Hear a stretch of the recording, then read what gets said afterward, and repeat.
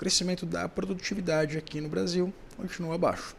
No primeiro trimestre, a medida, baseada nas horas efetivamente trabalhadas, secou 0,5% na comparação com o mesmo período do ano passado. Por outro lado, a produtividade por horas habituais subiu 0,5%, enquanto da população ocupada teve uma alta de 0,4%. Os dados são do Observatório da Produtividade Regis Bonelli, do FGV-IBRE, e quem traz os detalhes de mais esse indicador é a pesquisadora do FGV-IBRE, a Silvia Matos. Silvia, seja muito bem-vinda. É um prazer receber você aqui no Money. Bom dia a todos. É um prazer estar aqui, Victor, falando com você e com o público. Silvia, queria começar perguntando exatamente sobre essa produtividade, a medida por horas efetivamente trabalhadas, recuando 0,5% em comparação com o mesmo período do ano passado. Eu queria entender exatamente que fatores levam a esse recuo, principalmente se a gente parar para pensar em um cenário que a gente tem um desemprego bastante controlado no país.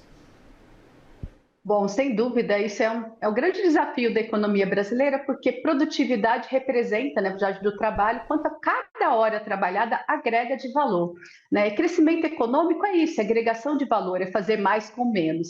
Então, o que representa esse indicador? Que a gente está usando nessa mão de obra, né? Estamos aí usando intensivamente a mão de obra, tanto que a taxa de desemprego está no nível, né, histórico muito, muito baixo, e mesmo assim a gente deveria estar crescendo mais, é essa que representa esse indicador. E não é só nesse trimestre, né? A gente está vendo esse recuo em relação ao primeiro TRI do ano passado, e quando a gente faz o ajuste sazonal, ele fica praticamente estável, crescendo apenas 0,1 em relação ao último trimestre. E aqui, né, dado que teve uma discrepância grande entre os indicadores, eu acho que é importante notar que quando você tem realmente até uma pressão maior do mercado de trabalho, a gente sabe que vários setores reclamam de falta de mão de obra, dificuldade de contratar pessoas, você aumenta as horas trabalhadas, né, efetivamente trabalhadas, e não necessariamente aumenta o número de trabalhadores. Então, é buscando, né, mais ainda o trabalho, e é difícil, né, a gente está vendo esses indicadores, então você usa mais as horas trabalhadas.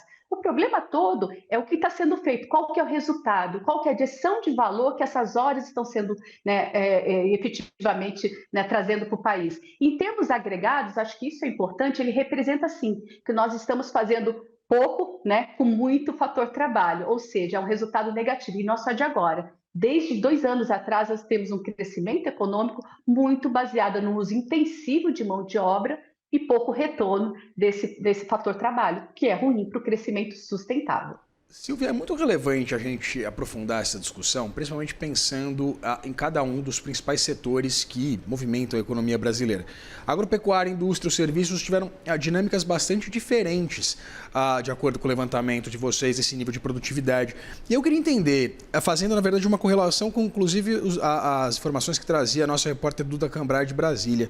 Se a gente der vazão a uma discussão e a aprovação do texto do fim da escala 6x1 nos atuais ditames, que inclusive foi aprovado pela Câmara dos Deputados, a gente pode ver algum tipo de impacto muito significativo ou a gente deveria ter essa discussão do ponto de vista mais setorializado, olhar para cada um desses setores com as particularidades, evidentemente, da natureza dessas funções?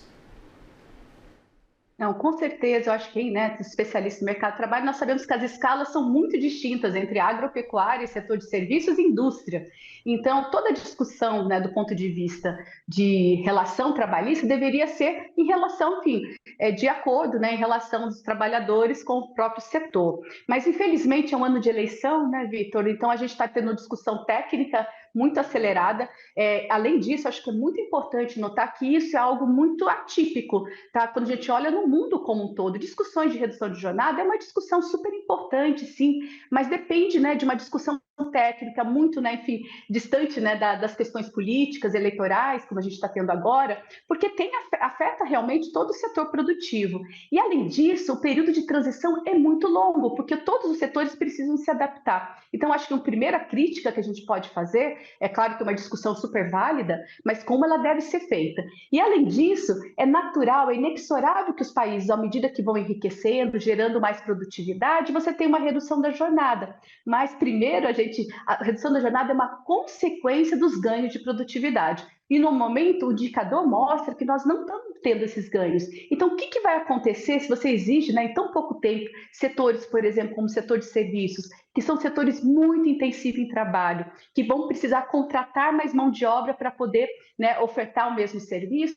O que vai acontecer? Naturalmente vai ficar mais custoso, né? E como vai ser esse repasse desse custo vai depender do ambiente econômico. Se nós tivermos um ambiente ainda de demanda elevada, vai virar mais inflação, ou seja, né, o empresário vai repassar esse custo. Mas tem um risco, né, de enfim, um crescimento mais difícil. A gente sabe que a gente tem ajuste fiscal aí na frente, no próximo governo, pode ser que a economia realmente desacelere mais. E o que vai acontecer?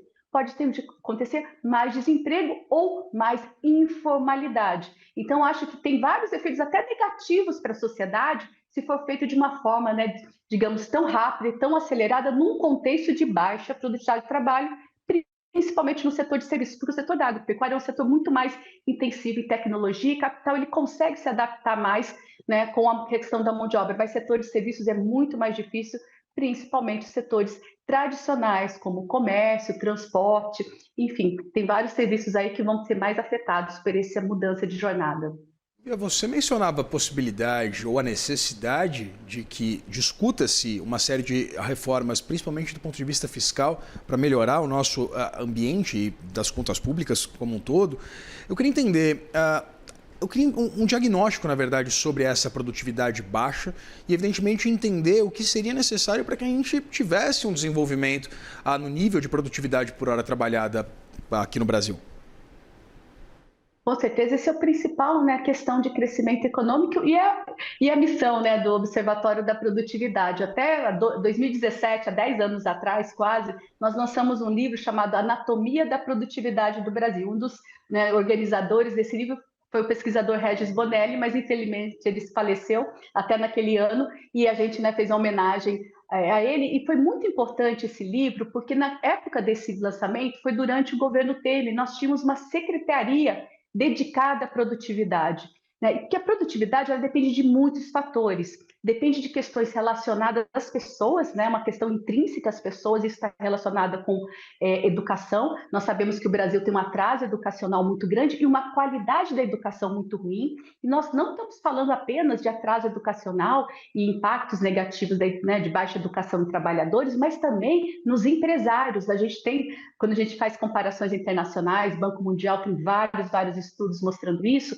nós temos, enfim, questões relacionadas a baixo, né, capital humano e também uma qualidade da gestão muito ruim. Então, assim, tem esse fator interno, digamos assim, das pessoas. Mas, além disso, que é um fator muito importante, é o ambiente externo, né? Então, a gente até viu um avanço, né? Nós divulgamos os indicadores de capital humano, a gente tem um atraso, com certeza, mas está melhorando o nosso capital humano, mas ele não está se traduzindo em aumento de produtividade. Isso até poderia ser, né, um enigma, um puzzle, mas isso é importante. O ambiente como um todo tem que ser favorável para a produtividade. E nesse quesito, tá, Vitor, nós temos diversos, né, sinais de que nós somos com muitos problemas, que, claro, tem várias questões que a gente pode discutir, mas nesse aspecto, só resumindo, o Brasil ele tem, né, diversas, enfim, políticas que acabam gerando o quê? Má alocação de recursos, reduzindo até, piorando a competitividade. Então, na verdade, várias políticas públicas que têm até o objetivo de tentar melhorar o ambiente de negócios, ele é tão ruim